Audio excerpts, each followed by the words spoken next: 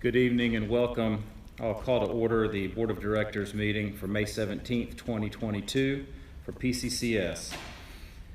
Piedmont Community Charter School is a tuition-free K-12 school that offers a superior college preparatory education experience for this community and its families. If you'd now join me in a moment of silence.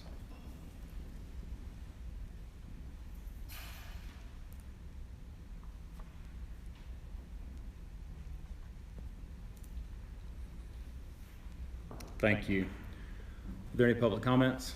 There are no public comments. Before we move on to item 4, we do need to make a couple of agenda changes. We need to add discussing the 401k engagement letter under 6A, Treasurer and Finance Committee. And then also I want to move the closed session under Head of School Report to the last item after the Governance Committee.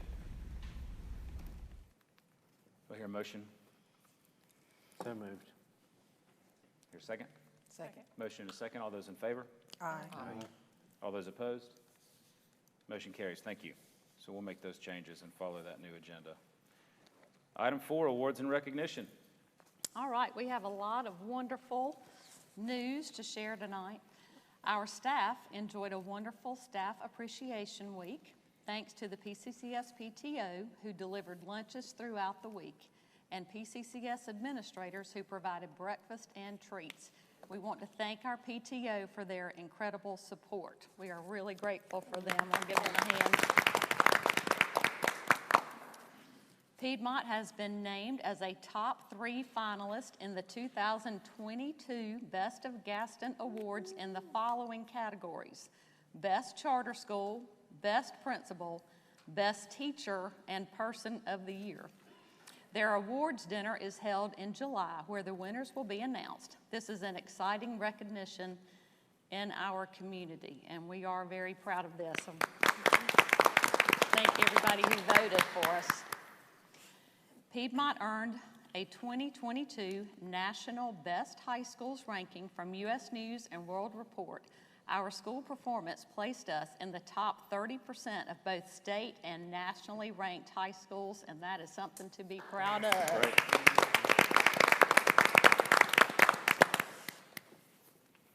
Piedmont's production of Beauty and the Beast has been nominated for several Bloomie Awards, including Best Ensemble Chorus, Best Choreography Execution, Aiden Lawler for Best Costume Design, and McKenna Lawler for Best Supporting Actress.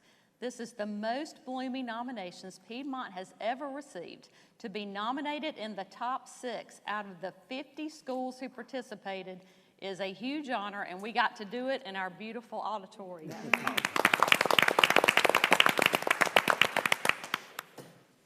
Gosh, I might start crying. Congratulations to 10th grader Emma Langswager, who placed 3rd overall in the Downtown Gastonia Art Show. Her beautiful tiger painting will be displayed at the Schill Museum for a year. We're very proud of our fine arts program, so let's give her a hand too. The elementary campus had a successful fundraising campaign with Boosterthon, raising $39,000. The funds will be combined with last year's total and used to add on to the playground with a new play structure. And Mrs. White is working on that with the playground company. We are so appreciative of all the families and members of the community who donated. And next, I would like for us to all recognize Mr. Ernie Bridges. Will you please join us? Whoops. Okay, if you'll go right there and let me grab a few things.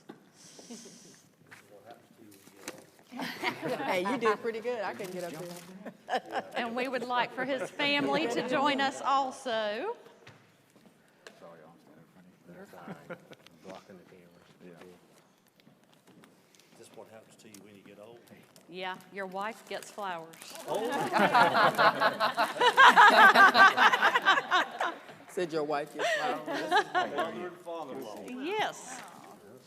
Well, I guess my children were out of town and couldn't make it. They're on the live stream. Okay.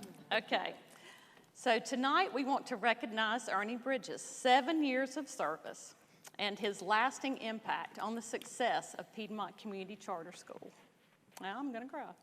In 2015, he joined the PCCS administrative team at the secondary campus on South New Hope Road. Under his leadership, Mr. Bridges recruited an amazing staff, and you ought to see him when he's recruiting because it is an amazing thing to watch. Dramatically reduced tardies, increased academic rigor, improved campus safety, exceeded academic growth, improved the graduation rate and has maintained it of the years he's been here, grew the PCCS athletics program, earning a distinguished ejection-free season 5 years in a row. Mr. Bridges improved and grew the high school to what it is today, and I will forever be grateful that he poured his knowledge, experience, and passion for education into our school and into us. Bridges' unwavering compassion for his students, support of his staff, and dedication to our school will certainly be his lasting legacy at Piedmont. Please join me in expressing immense gratitude to Mr. Ernie Bridges.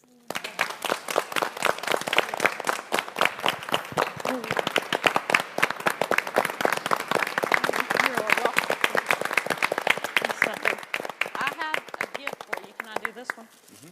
I have a gift for you now. There's some personal notes in there from all of us that you can read later, but I do want you to open this part. Pull this out. Okay, and reach down in there. It's not a trap. Okay.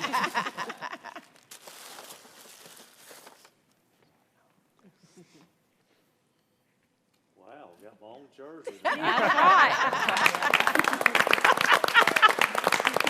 Was 7 for 7 years. I think Mickey Mantle wore 7, so that's pretty good. That's a good number. That That's a is number of really completion, so good. that's a great number. Very much. Yes, it is. Okay, well, now it's Alex's turn. Well, Mr. Bridges, I just want to thank you on behalf of the board for your 7 years of service and, in general, your whole career of service to the children in our community. Thank you for sharing him with everybody. You've had a huge impact on thousands of families, and really glad that you were able to wrap your career up here at Piedmont. We thank you for your dedication and everything that you've done. Thank you, and congratulations.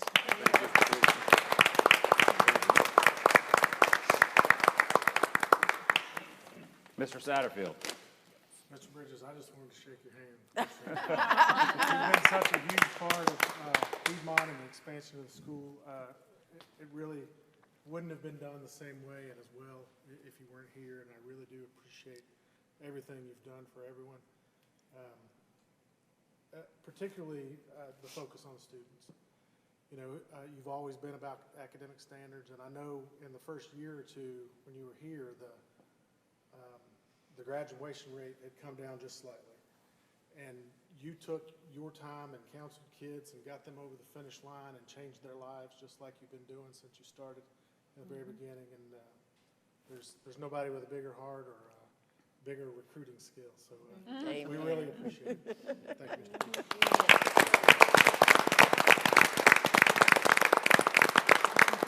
All right, one more hug. I'm so glad y'all could be here with us. Yes. I feel like I got a dollar to scroll for. Wait till you read my You letter. are You'll be crying like me. welcome. I was crying Thank writing y'all it. for sharing them with us. Yeah, thank you. You get 100%. Oh, yes, definitely. And I was told to tell you that he's wonderful. Because I told him that one day. I said, "Oh, you are so awesome." He said, "Well, just tell my wife."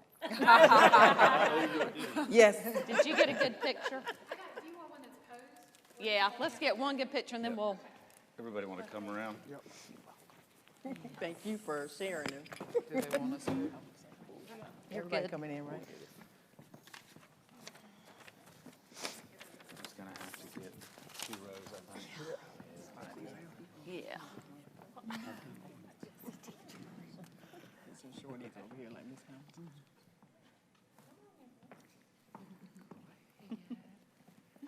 You're a front row person. Yes. As I said, get some shorties over here. Okay, look this way. 1, 2, 3. Awesome. Thank you. Right, he needs his present. Because I'm always a backroom person. How you doing? Camera ability, one of those. Thank y'all for being here.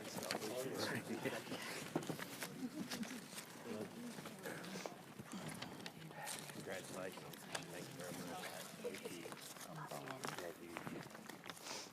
Thank you. Awesome. Oh, yes. Appreciate you. Appreciate you.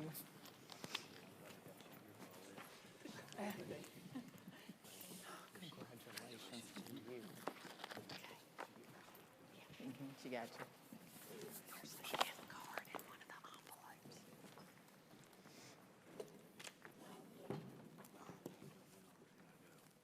You can go if you want to.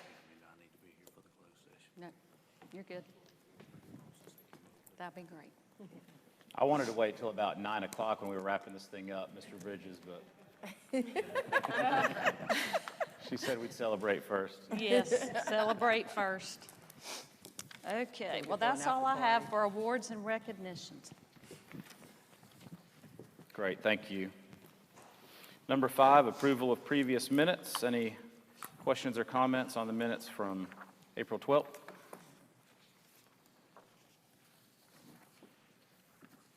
We hear a motion? Make a motion to approve the minutes for April 12th meeting as presented. Second. Motion to second. All those in favor? Aye. All those opposed? Motion carries unanimously. Thank you. All right, item 6, reports. 6A, Treasurer and Finance Committee report. All right. We've got several things, so sit back and get comfortable. First thing, we're going to start with our current year budget report.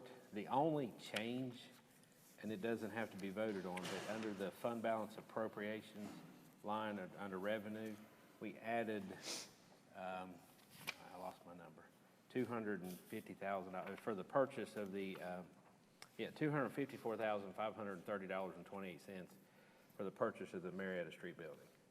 But we had already voted on that, the purchase, so it's just an addition here to the budget report.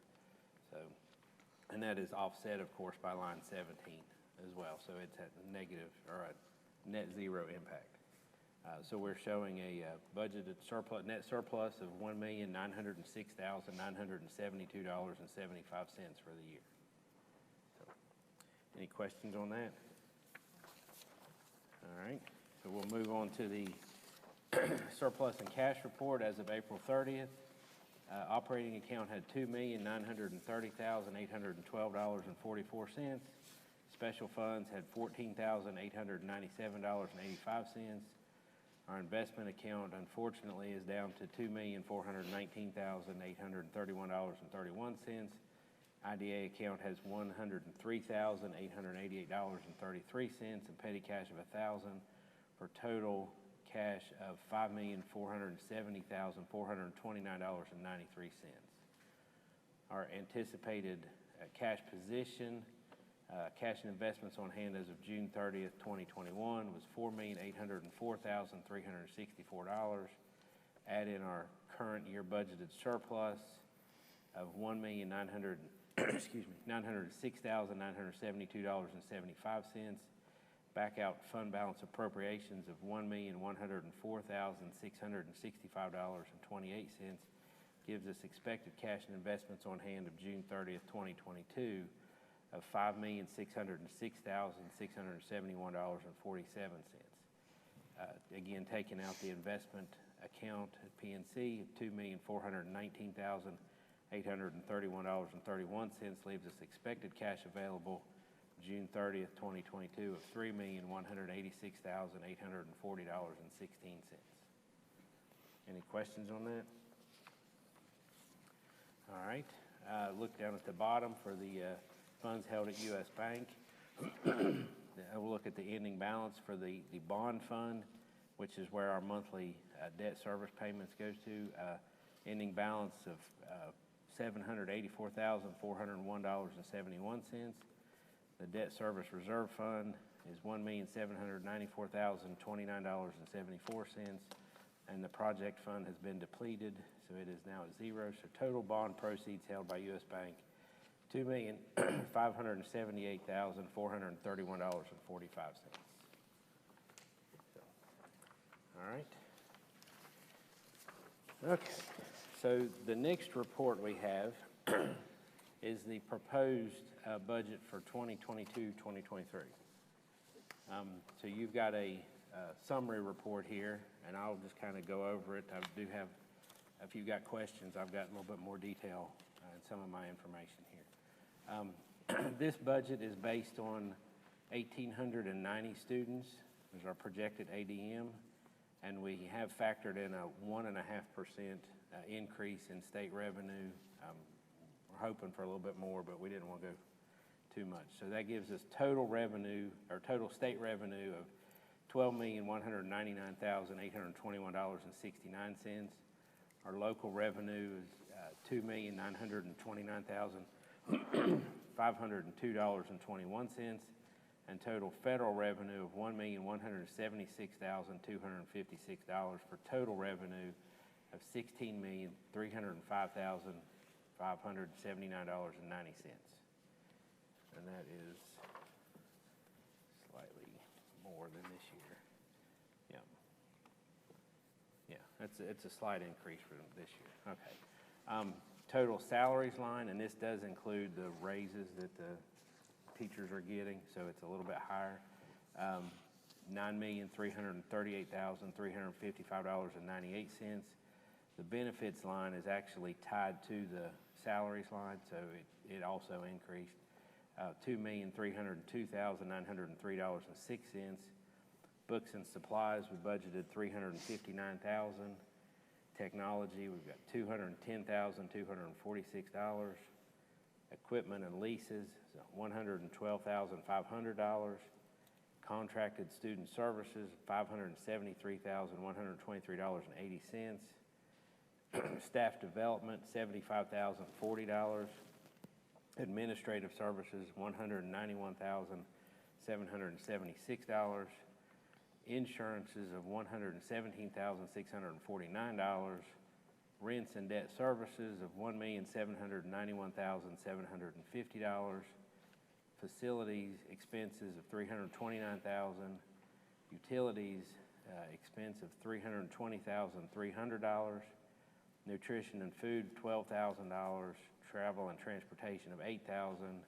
So our total expenses are $15,741,643.84 for a net surplus of $563,936.06. With that surplus, that does give us a projected debt service coverage ratio of 1.31. We're required to have a 1.2, so we're good there.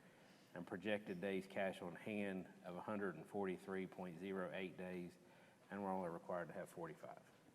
So, any questions on this? Questions, concerns? If not, this will have to be voted on. Okay.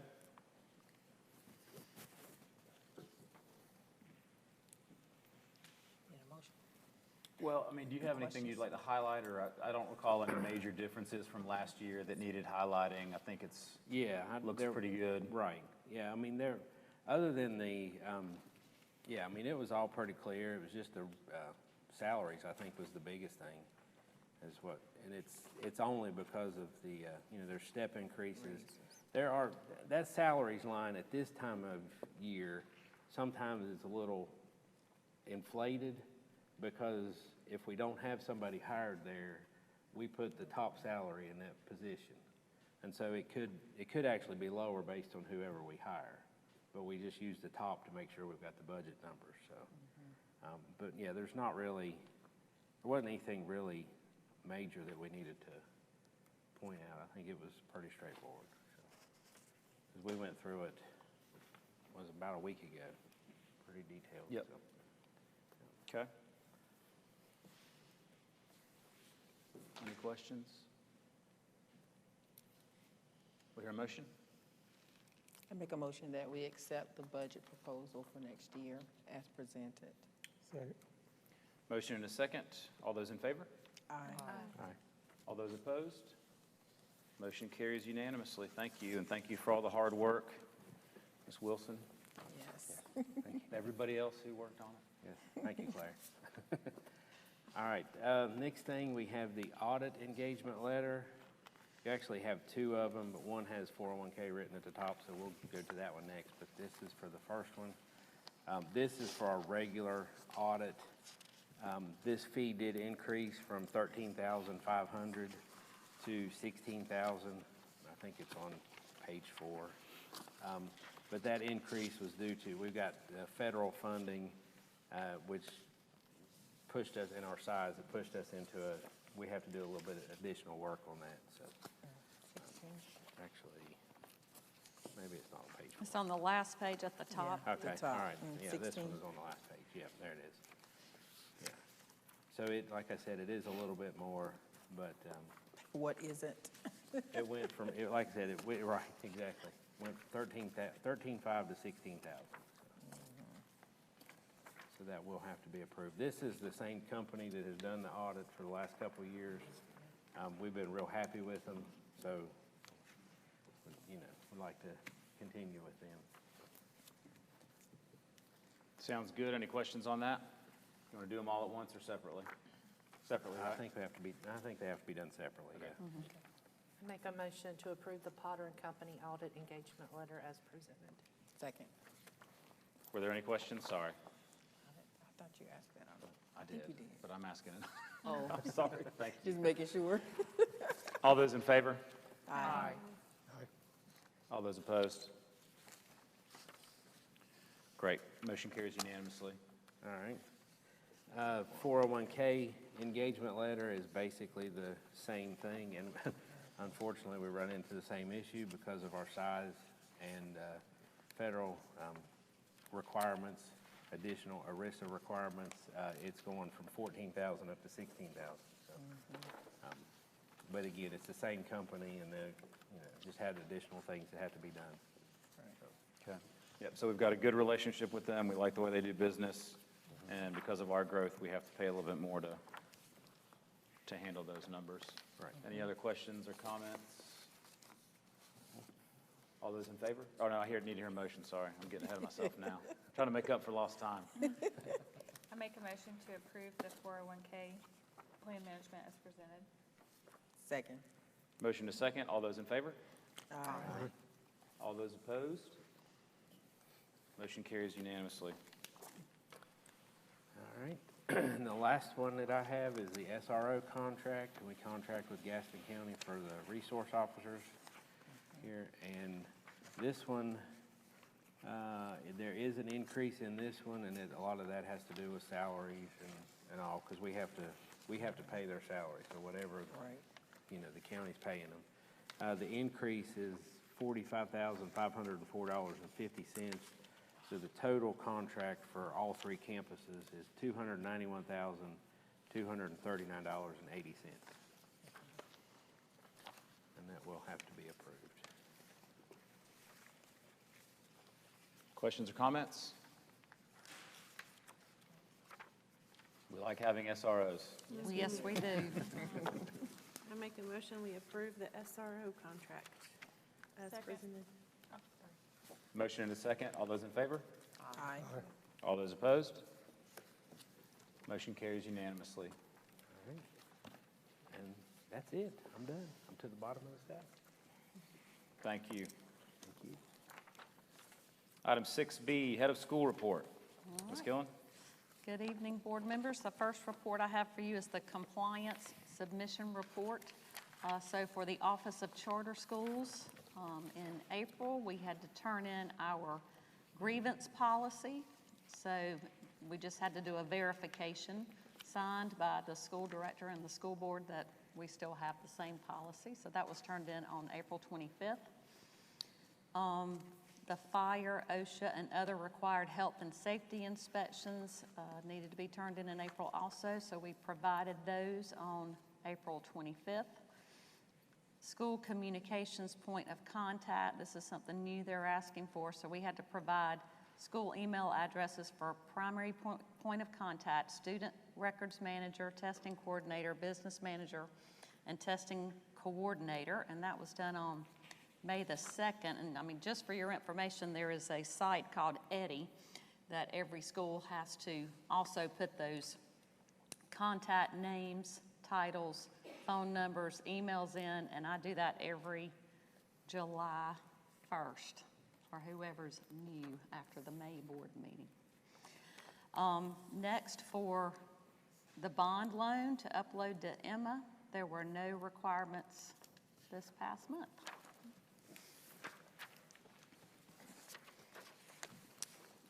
Next, we have our enrollment report. Our total enrollment as of May the 9th was 1,795 students. We have 652 in elementary, 633 in middle school, and 510 in high school, plus the early graduates. And we had one withdrawal. They moved to a new town.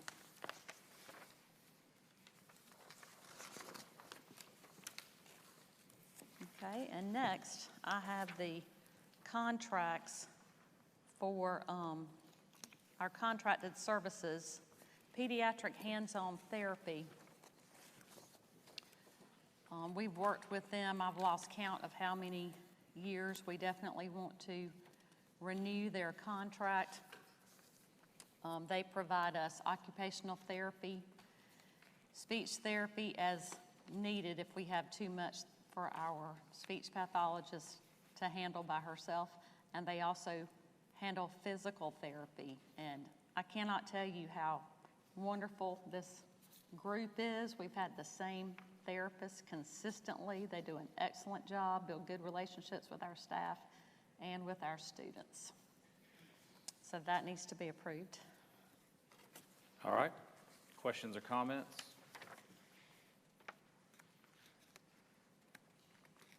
Do I hear a motion? I make a motion that we approve the pediatric hands-on therapy contract as presented. Second. Motion and a second. All those in favor? Aye. All those opposed? Motion carries. Thank you. Next, we have Dr. Ashley Keys. She is our school psychologist. We are extremely pleased with her services, and we would like to renew her contract for next year.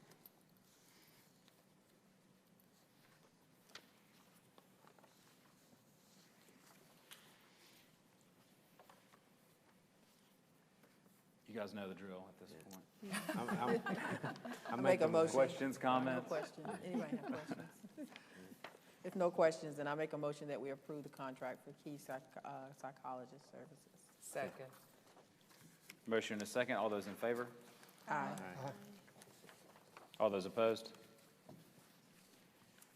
Motion carries unanimously. Thank you. Next, we have our contract with Logan Carter, our speech pathologist. Logan came to us this year and has done a fantastic job. We love working with her. She's doing a great job with our students and would like to renew her again for next year. Okay. I make a motion, we approve the contract with Logan Carter. Second. Motion and a second. All those in favor? Aye. All those opposed? Motion carries unanimously. Thank you. And last, I have Contegra Health with us. This is Kayla Price, and she is going to do a presentation for us and talk to us about the mental health services that Contegra Health can provide for us next year. Welcome. Okay, we just need to get the screen down. No, you're fine. It's going to come right here. As long as it doesn't come on me. Yeah, it'll be like way up. Yeah.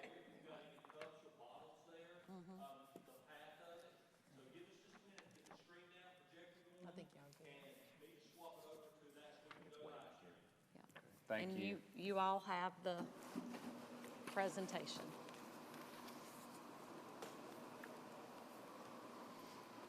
Do I need to speak in this, or can you Yeah. guys? You need to speak. Speaking this. You can hold it and move it if you want to. I'm not used to speaking in a microphone. Okay.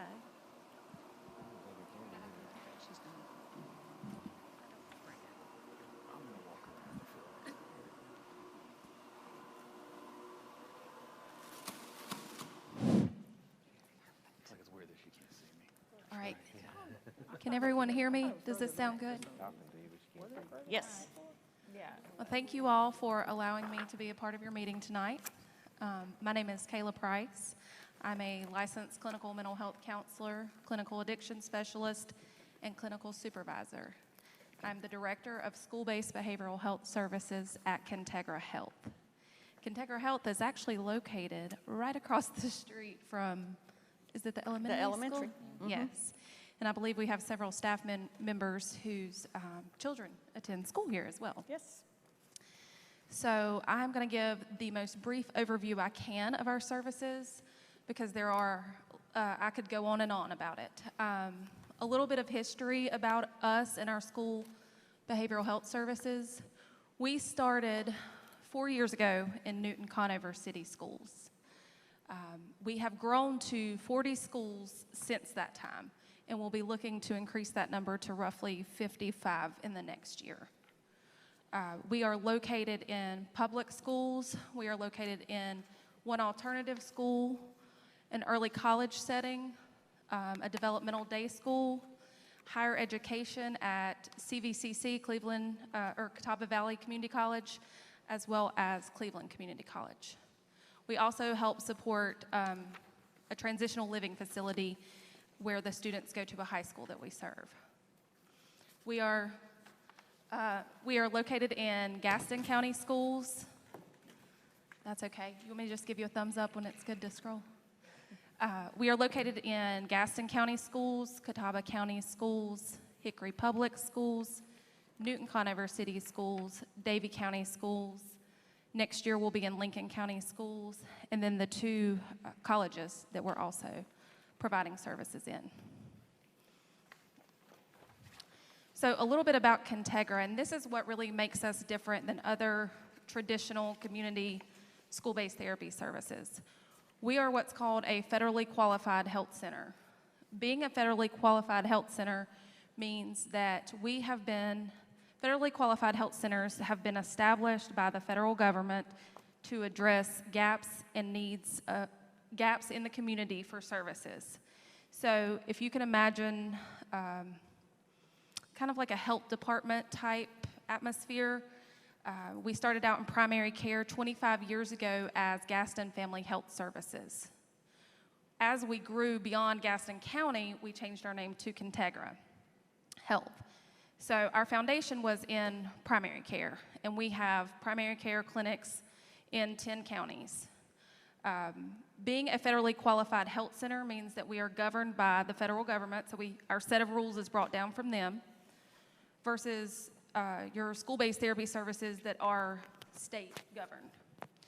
We also are federally funded.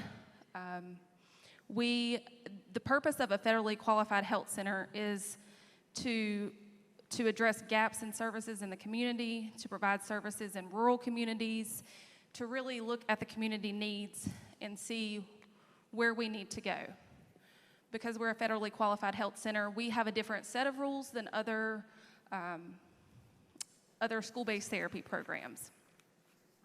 So we follow the need, and what that means is our community partners come to us, tell us, hey, that we're seeing this trend with, we'll just use students, for example. We're seeing this trend with students. Is this something you can help us with? And we get creative, and we figure out a way to try to make it work, because that's what we do. So sometimes I say we're yes people, kind of saying yes to everything. Federally qualified health centers provide health care services to underserved populations. So being an FQHC means we have the ability to serve patients regardless of the ability to pay. We offer a sliding scale, so we serve an uninsured population, self-pay, and Medicaid and private insurance.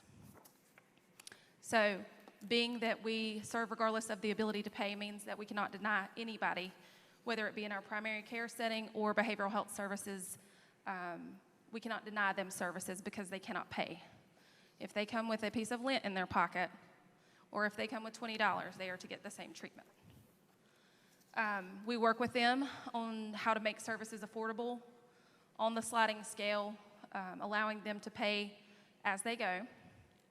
So some of this I'm speaking to is relevant to our primary care as well as our behavioral health care, but these are just some of the nuances of an FQHC that make us a little different. As far as federally qualified health center goes with school-based therapy services, school-based therapy services were really put into place to serve a population of students that would not get served otherwise due to their own barriers within their families, transportation, parents' mental health, parents' willingness, whatever it is. So I think we're going to keep going. So we started off in primary care, and over the course of the last 8 years, found a need for behavioral health services.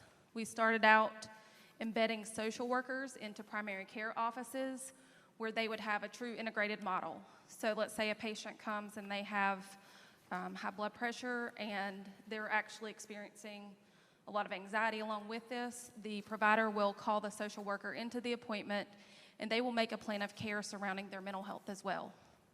So we started off mental health, behavioral health, kind of use that term interchangeably, in primary care offices. Then, out of some conversations with our community partners, grew a piloting program for school-based therapy services. And so here we are 4 years later in 40 schools. What makes our model a bit different is that we are population-based health. We embed providers into the population. So what that looks like for us is one licensed behavioral health provider to one school location. We don't have our providers traveling around to different schools. We embed them into the school. It has been an absolutely beautiful relationship. It is an in-kind relationship, so essentially the schools provide us the space and provide us the referrals, and we provide the mental health services. There is no cost to the school. Our providers have become a part of the schools that they are in. We've only been around 4 years in the schools, and our turnover is very small. Most of our providers are going on year 2, 3, and 4 in these same schools.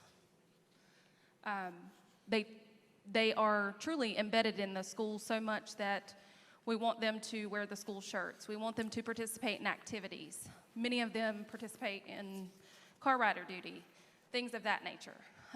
So it's an overall partnership, and that's truly what I believe it is.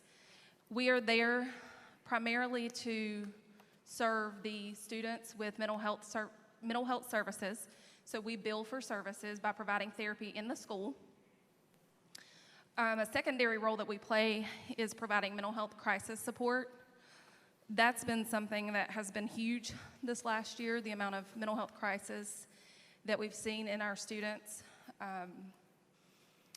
And then kind of a tertiary role is really trying to help advocate and influence the overall social emotional health of the school.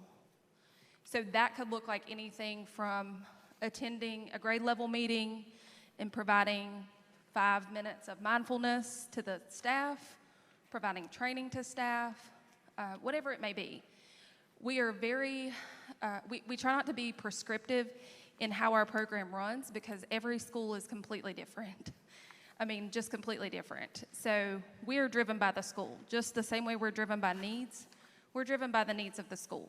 So whatever the protocols are that the school wants for how we receive referrals, whatever the protocols are how the school wants us to address crisis situations, we partner together and go with whatever the flow is of the school. We don't come in and say, this is how we're gonna do things, because that just doesn't work. Our staff are licensed mental health providers. They can either be mental health clinicians, marriage and family therapists, or clinical social workers. Some of them are provisionally licensed and receive supervision. we have staff members assigned to, typically on a 1-to-1 ratio. Now, I will say, because we are needs-driven, sometimes school districts will say, you may want to start off with a split between schools because we're not sure what the need is. So sometimes we do split if it's asked. We have regional leads that oversee the different territories of schools. So we have a Gaston County regional lead, and if this contract goes through, then that person will be a part of the process. They are the ones who contact the principals. They stay in touch with the principals to make sure everything is going well. Evaluate any feedback, problems, needs, positives throughout the course of the year.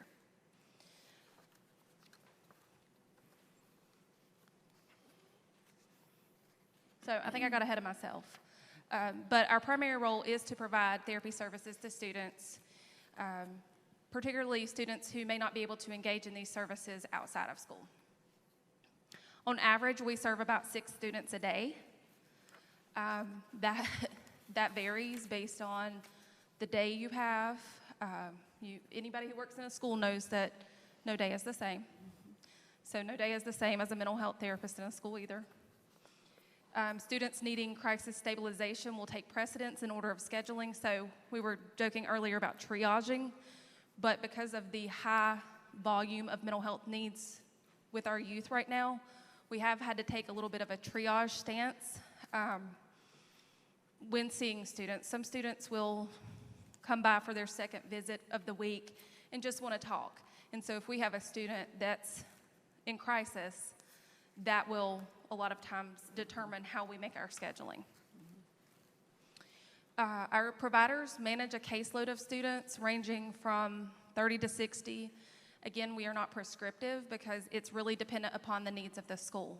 You have some schools that have much higher trauma levels, and the acuity of the students is much higher. In those instances, you may not have a caseload that's as high.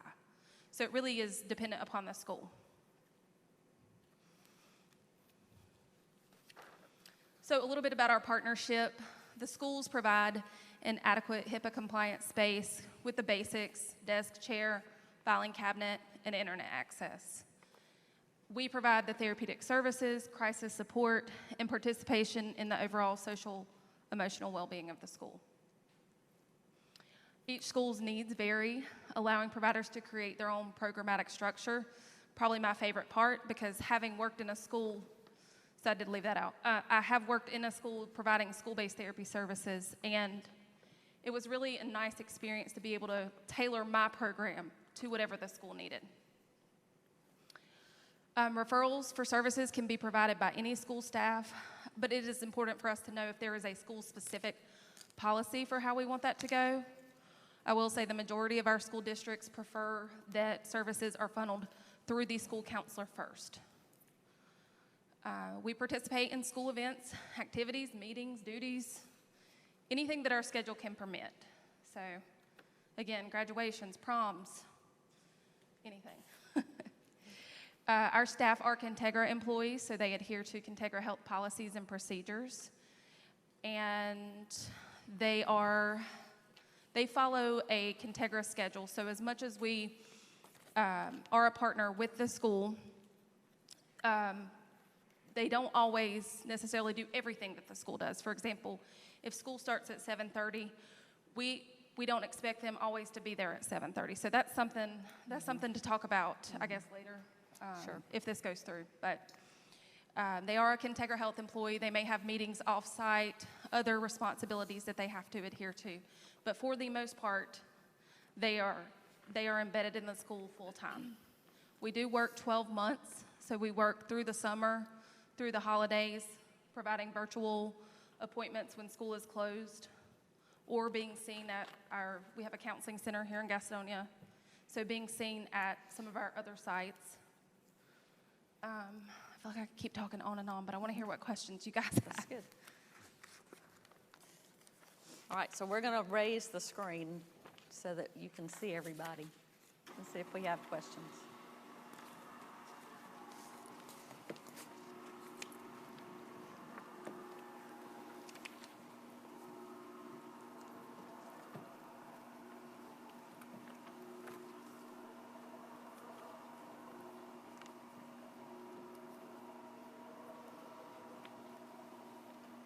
You guys should also have a copy of our brochure. This is what we give to students to take home to their parents, what we give out to school counselors. If we do partner together, Piedmont Charter's name will go on the back of our brochure. And we market it a little different each year.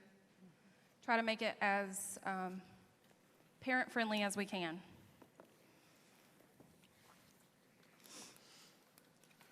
Thank you. I have a question. So you said you bill for services, but students do not pay a direct cost. Correct. So if you can imagine, similar to if a student goes to an outpatient therapist office and sees a therapist there, they will bill for services if the student has insurance or if the patient has insurance. Medicaid is a 100% reimbursement. Private insurance is dependent upon the plan. And then we try to encourage all families to apply for the sliding scale. So a sliding scale application goes into every one of our enrollment packets. We cap our billing at $100 per month for all of our students. This is something different than we do with any of our other programs, but our CEO is very passionate about serving students and not wanting there to be barriers. We don't collect copays, so those are billed out. But again, it caps at $100 a month. So if they go see a therapist 4 times, 8 times, it still caps at the same amount. But it's based on a sliding scale. So when students get referred from any staff member, though, you will have to pull in the parent because you need to assess their payer source, whether they have one or not, to either go on the sliding scale or to bill their insurance. So all parents will basically have to sign off on this therapy. Yes, so kind of a typical scenario of what it may look like. Maybe a student is in crisis in a classroom. They get sent to the school counselor's office. The school counselor determines this looks like, this may be some ongoing mental health. I've seen this student in here 5 times this year. And so they'll go introduce to the school-based therapist if they're not in session. If they are in session, then the school therapist will call the student up later, talk to them. It's better typically if it's a warm handoff. We've all come up with some creative ways to talk to students about therapy because the term therapy is so stigmatized that it can be a turnoff for a lot of people.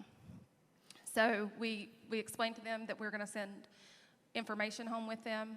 Sometimes we'll send it in a folder if it's with our little kids. And then we contact the parents and let them know, hey, this is what your student's bringing home. It is absolutely voluntary, if they want to enroll their student in services or not. And then once they are enrolled, they are a part of the treatment process. So we spend a lot of our teacher work days, this week EOG testing, catching up with parents. Family therapy is not typically what we do. We're a solution-focused brief model, meaning that we're addressing day-to-day problems in skill building. We're not doing long-term therapy models. We do refer out if that is the case, and we can also continue to provide support in the school even if they have an outside mental health provider. So yes, we do include the parent. The parent has to sign the paperwork for anyone under the age of 18. However, in the state of North Carolina, minors can consent to their own mental health treatment.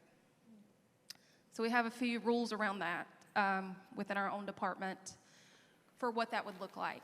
Because a lot of times what we find with students is that they just don't want to tell their parents that they want to talk to a therapist. And some of that, if we just went along with it, would perpetuate the dysfunction of the family. So we really want to open this conversation up to the family. So we have some creative strategies for how we can kind of engage parents and get students buy-in on that.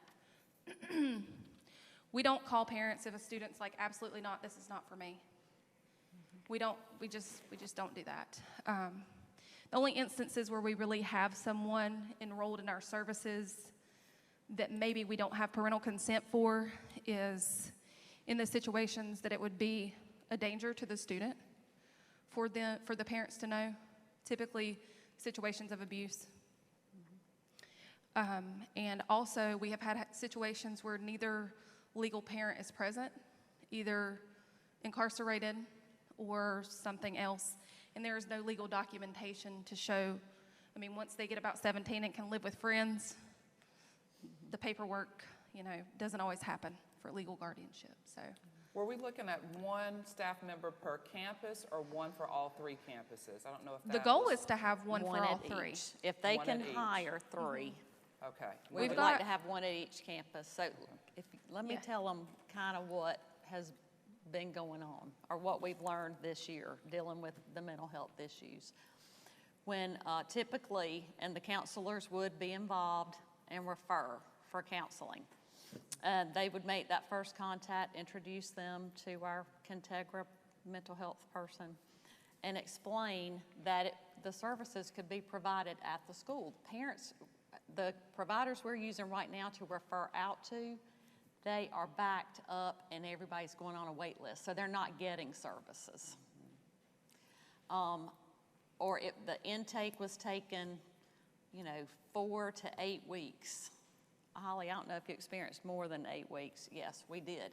So having them in-house will help the parents in several ways. If they want the services, they can get them started, and then they don't have to drive them anywhere. It gets provided at school during the school day.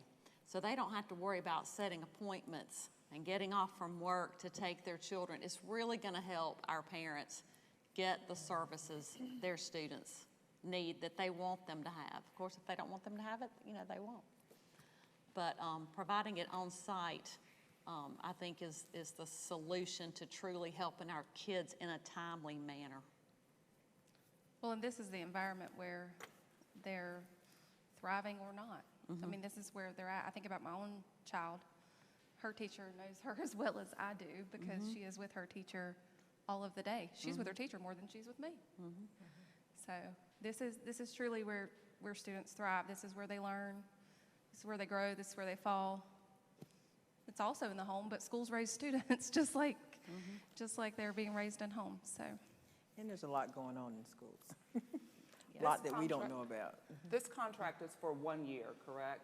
So if the need grows greater as far as caseload over the year, we would not be able to add a second therapist to the campus. We would have to wait until a year from now to add someone new, or would you be able to add someone new if you see that caseload is getting overwhelming for that one therapist that's on each campus?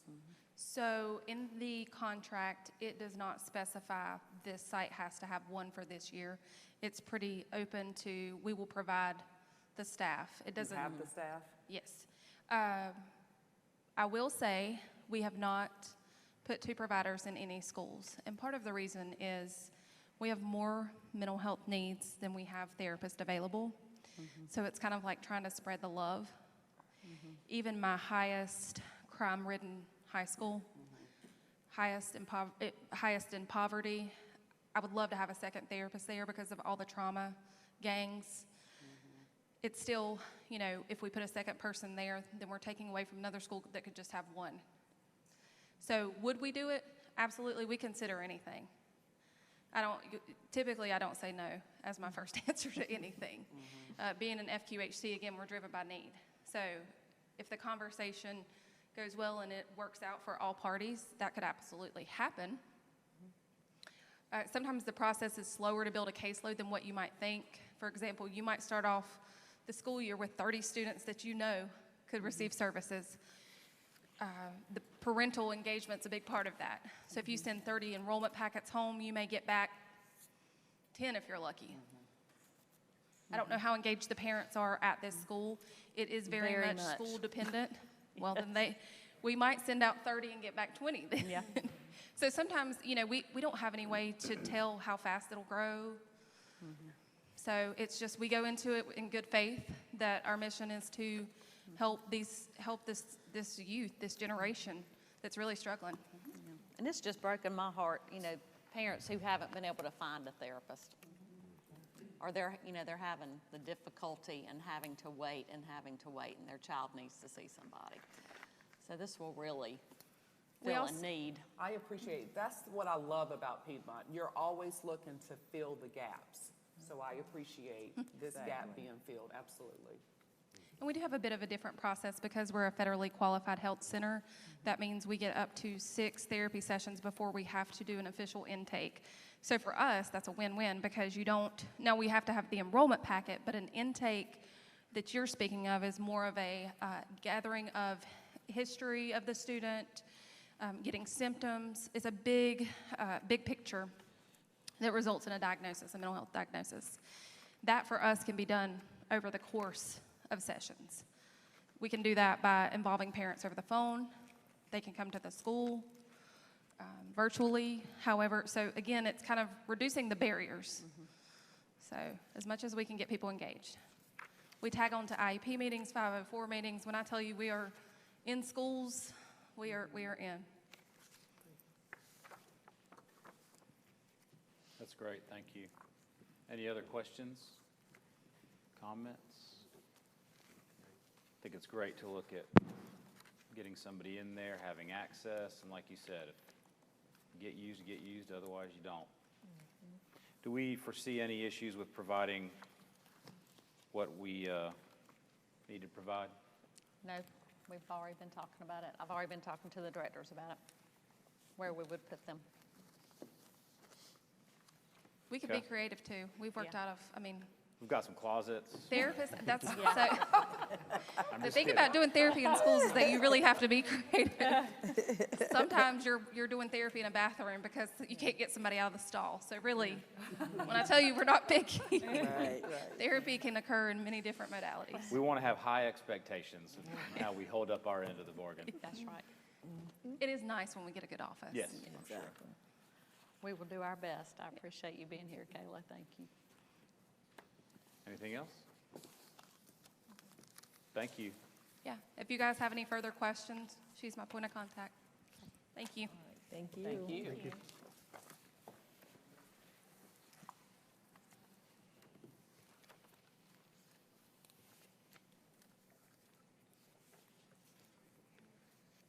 So what's the next step here? Approve the contract, or approve the, Vote for yes, approval? we got to vote. Mhm. Any other conversation that we want to have from anybody? And I will add this, if y'all vote on it, to our social emotional learning plan that we have with the state. It'll be part of our update. I'm assuming the counselors are all on board. They need help. Yeah. Yeah. Yes. I mean, our school, like all the other schools, there's a lot going on with these Yeah. children. And that's every grade. Yeah, it's every school, public, private, I know. charter. Yeah. I had a child one year that needed, the counselor was not just available, and Miss White walked him around the school. So Yeah. I make a motion that we approve this contract and get them in our Second. school. Second. Motion and a second. All those in favor? Aye. Aye. All those opposed? Motion carries unanimously. Thank you. That's great. Thank you.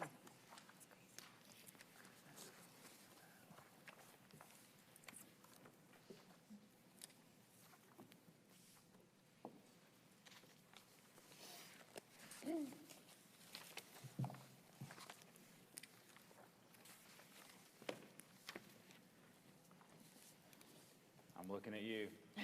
Closed session. Oh. So we moved that last one, but you want to go over the calendar? That's right. I was thinking, oh, that's my last thing. It's time for, I apologize. Well, there it is. Yes, calendar. So, of course, EOG's testing starts Thursday. May 25th is going to be the senior parade, so if anybody can come and watch the seniors drive through the parking lot, and we will cheer them on. Graduation is June 3rd at Caramont Health Park, where the Honey Hunters play. We have a rain date for the next morning. Our annual board meeting will be June 21st. And board training will be July 23rd, and that will be with Tom Miller. And then our attorney, David Hostetler, will Zoom in like he did last year. So if everybody can get that on your calendar, that would be great. The time of the parade, like, is that first thing in the morning? What are I can't remember off the top of my head, but I will send it out to you. do you know graduation time yet? I think it's 6, but it's on the, Gonna miss it. I'll get it to you. Okay. I'll email you in the morning. Okay. Make sure you have it. I know everybody was like, are you getting tickets for graduation? I'm like, I think we'll have plenty of room. The board is invited. Thank you. Thank you. Okay, 6C, Enrichment Committee. Sergeant? The Enrichment Committee met Tuesday, May the 10th at 6 p.m. via Zoom. We got to discuss the Cognia student survey results. Overall, we are in line with the Cognia network. We identified some areas of celebration and some areas of improvement. Some things that are being implemented. We will get more parent involvement on campus per some of the elementary school suggestions.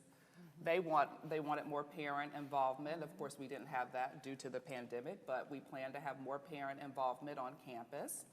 A new ELA math tutoring after-school program at the middle school, increased teacher communication across all campuses, and a new student suggestion box at the high school campus. And these were all suggestions taken directly from the student survey. Good deal. So we will not meet again. I think that's it for the year. Okay. Thank you. 6D, Athletics Committee. The committee met on May the 11th here at the high school. The middle and high schools have completed spring sports and all finished strong. All of the high school teams made it to the state playoffs, including the tennis team that was in its first year of competing. All right. Wow. Finding bus drivers has been a continued struggle, but a couple of new hires have expressed an interest or already have their CDL. Thank you. 6E, Facilities Committee.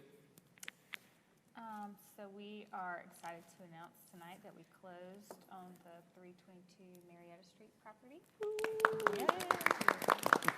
So for those of you that may not know, that's kind of behind the Patriot Pad, so we've pretty much completed the block for our elementary campus. We're really excited about that. That's great. Thank you. 6F, Governance. All righty. We didn't meet, we've all completed, but we have the final reading for the dress codes, corrections, or revisions. So I'm going to start with the elementary school.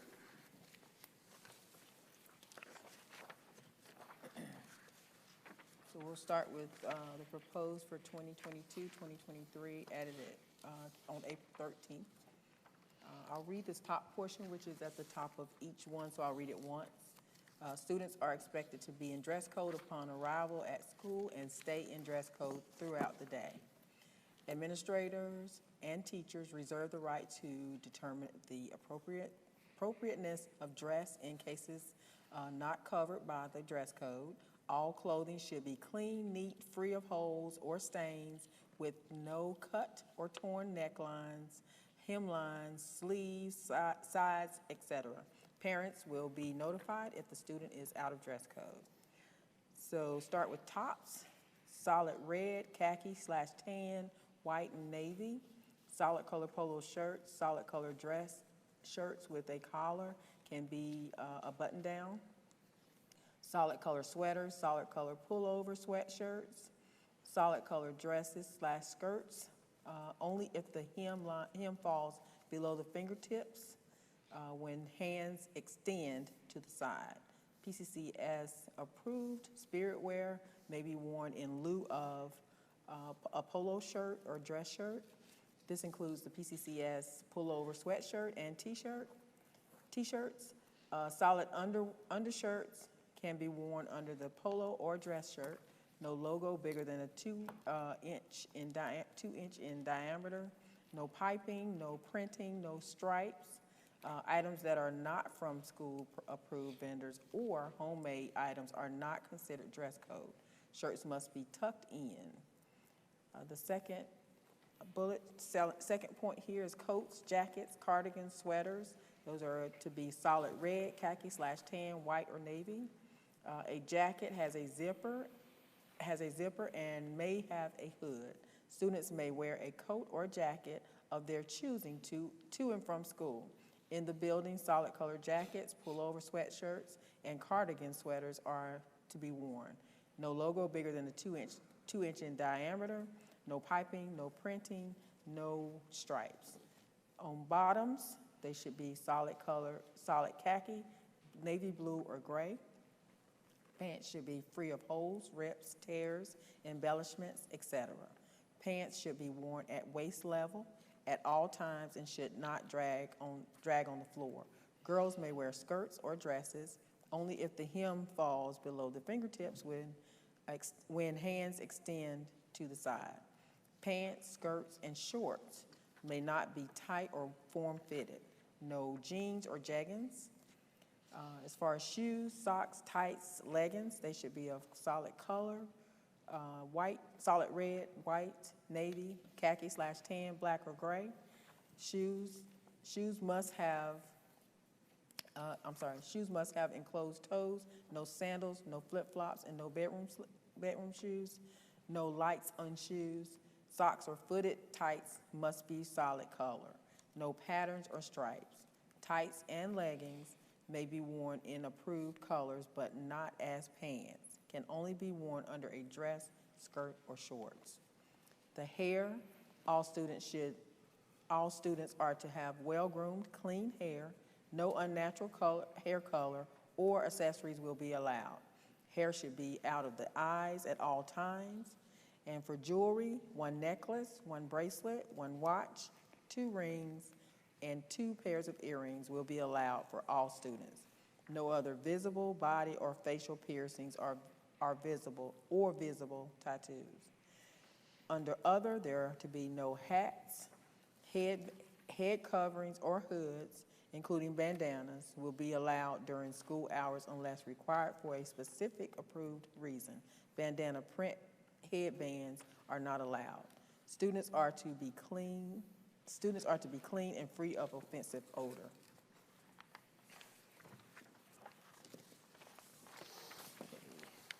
For middle school, top should be solid color polo shirts, solid dress shirts with a collar, can be a button down, solid color sweaters, solid color pullover sweatshirts, solid color dresses/skirts must be knee length. PCCS approved spirit wear may be worn in lieu of a polo shirt/dress shirt. This includes the PCCS pullover sweatshirts and t-shirts. Solid undershirts can be worn under a polo or dress shirt. No logo bigger than a 2 inches in diameter, no piping, no printing, and no stripes. Shirts do not have to be tucked in, but must cover the student's midsection at all times. Untucked shirts may not be longer than the front pocket line or hip length. Knit shirts/t-shirts without a collar cannot be worn unless they are approved spirit wear. Items that are not from school-approved vendors or homemade items are not considered dress code. Under coats, jackets, cardigans, and sweaters, a jacket a jacket has a zipper and may have a hood. Students may wear a coat or jacket of their choosing to and from school. In the building, solid colored jackets, pullover sweatshirts, and cardigan sweaters can be worn. No logo bigger than a 2 inches in diameter, no piping, no printing, and no stripes. On bottoms, approved colors are solid khaki, navy blue, black, gray, or black denim, free of holes, rips, tears, embellishments, etc. Pants should be worn at waist level at all times and should not drag on the floor. Shorts can be worn only if they fall all the way to the knee. This means Bermudas, capris, or cargo shorts only.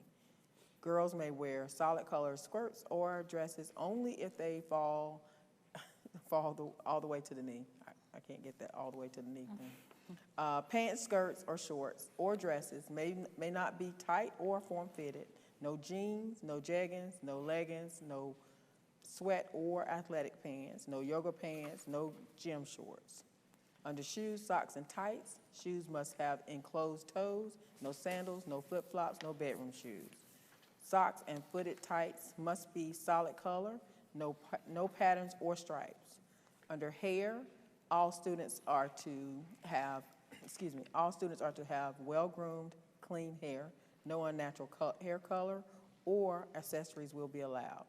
Hair should be out of the eye at all times. Facial hair must be neatly groomed.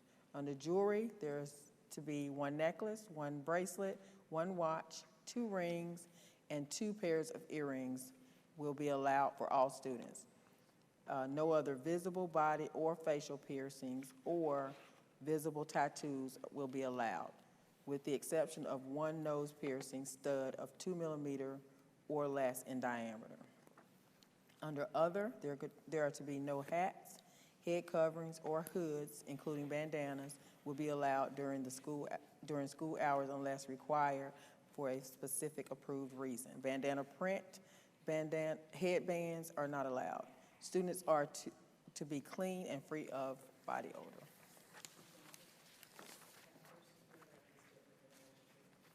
I'm sorry. Yeah, that's okay.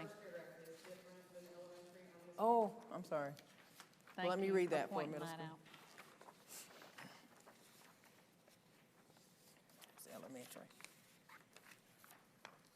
Middle school. Okay. So the top paragraph for middle school, and it's going to be the same for high school. Students are expected to be in dress code upon arrival at school and stay in dress code throughout the day. Administrator and teachers reserve the right to determine the appropriateness of dress code in case not covered by the dress code. All clothing should be clean, neat, and free of holes or stains, with no cut or torn necklines, hemlines, sleeves, sides, etc. Students deemed out of dress code will be asked to contact a parent or guardian for appropriate attire and wait in ISS until they are dressed accordingly. And thank you, Ms. White. So high school dress code, under tops, it's going to be solid color polo shirts, solid color dress shirts with a collar, can be a button down, solid color sweaters, solid color pullover sweatshirts, solid color dresses / skirts must be knee length. PCCS approved spirit wear may be worn in lieu of a polo or dress shirt. This includes the PCCS pullover sweatshirt and t-shirts. Solid undershirts can be worn under a polo or dress shirt. No logo bigger than 2 inches in diameter, no piping, no printing, and no stripes. Shirts do not have to be tucked in, but must cover the student's midsection at all times. Untucked shirts may not be longer than the front pocket line or hip length. Knit shirts and t-shirts without a collar cannot be worn unless they are approved spirit wear. Items that are not from school-approved vendors or homemade items are not considered dress code. Under coats, jackets, cardigan, sweaters, a jacket has a zipper and may have a hood. Students may wear a coat or jacket of their choosing to and from school. In the building, solid color jackets, pullover sweatshirts, and cardigan sweaters can be worn. No logo bigger than 2 inches in diameter, no piping, no printing, or no stripes. For bottoms, approved colors are solid khaki, navy blue, black, gray, black and blue denim, free of holes, rips, tears, embellishments, etc. Pants should be worn at waist level at all times and should not drag on the floor. Shorts can be worn only if they fall all the way to the knee. This will mean Bermudas, capris, or cargo shorts only. Girls may wear solid color skirts and dresses only if they fall all the way to the knee. Pants, skirts, shorts, or dresses may not be tight or form-fitted.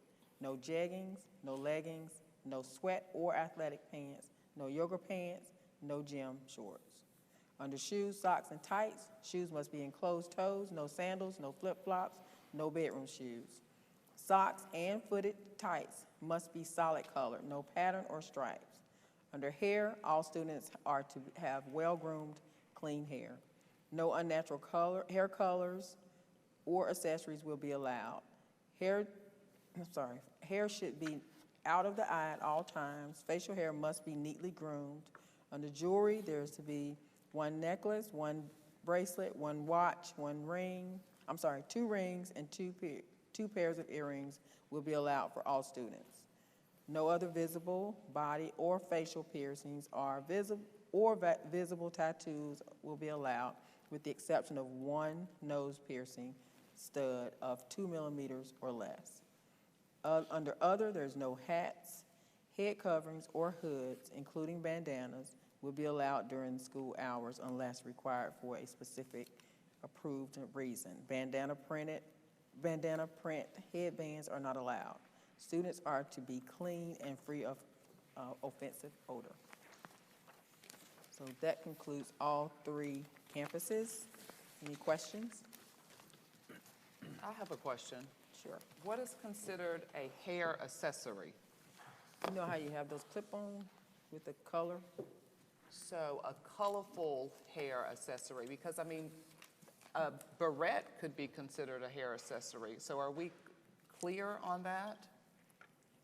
Well, it's under the color, so I'm assuming, correct me if I'm wrong, you're talking about those clip-on color ones, right? Typically, yes, Yeah. that's what we're talking about. Can we be We more don't, specific I in think the word in unnatural there? applies to accessories as well. yeah, Say that again. unnatural. Unnatural They're applies like- to Like you accessories put as well as hair big color. feather. You can't walk around with a big feather, you know what I'm saying? Hair, you know what I'm I saying? just want to make sure we're being, okay. Clear. We haven't Specific had hair. any real issues Yeah, with the hair. accessories, but I mean, if it's like fake hair, that's, Yeah. that's purple, And and it's they've braided got it into wrapped your in hair. there, they can't have that. It's the unnatural colors, unnatural hair colors. Okay. Which And are they got a lot of those little clips, and that kids, I mean, even that's elementary, they like those little clips that make the color. And they wear the purple and pink and all those. But What across, do you think, Wendy? well, across the board, for hair, for girls with ponytails, barrettes, that's never been an issue as Right. far as needing to be in a dress code. Right. Yeah. So that's just a given. They can Okay. wear their hair how they want to with barrettes and pony holders or scrunchies, whatever. This is just specifically for color. Like, no The hair unnatural itself. hair color or accessories. Maybe, I mean, if it needs to say hair Hair piece accessory, yeah. Like hair accessories. piece or Yeah. hair clip-on or something? I don't know. Because that, I mean, that's, when we did it, that's the first thing that came to my mind is those clip-ons or braided in colors that are not natural color. I don't And like this wording is the same as it's been for years. Yeah, and we haven't had any real issues. Yeah, we haven't had any issues. Okay. Just the unnatural hair colors have been the biggest issues. Would you agree, Ms. White? Yeah. It's never going to be an issue if somebody comes in with 3 barrettes in their hair because they've got Right. that much hair. Okay. But Yeah. if they come in with That's what I hair wanna be pieces sure that are of. colors, we've got something to go to say, you can't do that. Okay. It's documented, you can't do that. Because But- if it was just accessories, my child would have gotten kicked out in 3rd grade. Yeah. Right. Because she wore a lot of, she has a lot of hair. So she wore a lot of barrettes. Okay. Yeah. All right. Any other questions or comments? Oh, sorry. No, You're no, running no, this part of it. No, you're good. Are we good? Any other questions or comments? So at this point, we're voting on, this is the final draft. So if anybody has any questions or anything that they want to change on it, now would be the time to speak up, or we can make a motion. I make a motion, we approve the elementary, middle, and high school dress code changes. Second. Motion to second. All those in favor? Aye. All those opposed? Motion carries. Thank you. Thank you for all the work on that. That's a well needed. Thank everybody Trying to else, keep up too. with the times. Thanks to my editors. There's no telling how many times we read through it. I know, right? But yes, that's it. That's all I have. Good. All right, so we do, one more time here, before the end of the year, we do have to act on the face coverings policy. So we know what our current policy is. Is there any discussion or questions or comments? If not, do I hear a motion? Make a motion that we continue the face covering policy that we have in place right now. Second. Motion a second. All those in favor? Aye. All those opposed? Motion carries unanimously. Thank you. Sorry, I missed that. Oh, no problem. And just to be clear, that's optional, right? Correct. Oh, Optional. yeah, Optional. that's optional, Maintain the current policy for Okay. face coverings. which is optional. All right, so the last item which we moved down here is we will be going into closed session pursuant to NC State Statute 143-318.11, Section 6, to address confidential personnel matters. And we will be discussing the contracts for the 22-23 school year. So thank you all. We're going to go into closed session. When we come out, we'll have a motion and then we'll adjourn.